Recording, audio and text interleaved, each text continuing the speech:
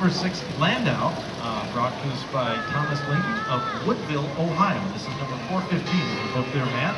There we go. Well, we mentioned Hudson in passing as being the parent brand, if you will, of Essex. We had an Essex go through earlier, but Hudson, another great American crown, and one of the independents that survived beyond the 1920s, when a lot of the smaller companies had sort of fallen by the wayside. We talked about this too, how the oligopoly, there's that word again, the big three had been established by the mid-1920s, and the auto industry had matured in the sense that the big players had kind of been set, the smaller companies had come and gone, but some of the independents, certainly like Hudson, remained. And this company had been founded in 1909 by Roy Chapin and Howard Coffin. And Chapin's an interesting character with a colorful history. He worked for Ransom Olds at Oldsmobile. In fact, it's surprising the number of folks who go on to greater careers got their start in Ransom Olds' orbit, as it were. But he drove curved dash Olds from New York to Detroit, I think. Was Last of the real men right there.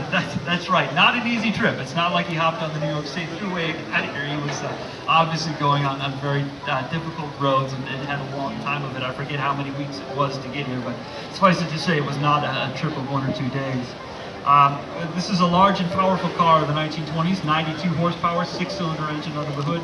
Would cost you somewhere around $1,575. And Tom notes he bought this Hudson in 2017 after it had been stored in a barn for several years, and they've been enjoying it ever since with their great-grandchildren. So congratulations on that. Sold new in Grand Rapids, Michigan, and licensed every year through 1956. We should note, you mentioned that being an inline 6, I mean, this is all engine from radiator to the cowl. There's no extra room in there.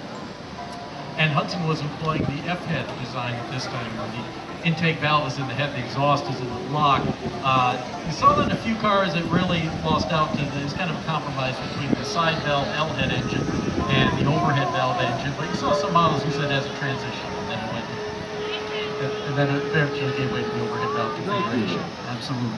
Worth saying again too, Chapin and Coffin founded the company, but their major investor was J.L. Hudson of the J.L. Hudson department store fame, and of course, if he gives all the money, he gets the car named after him, and the company for that matter. So, wonderful. Thank you. Thank you very much.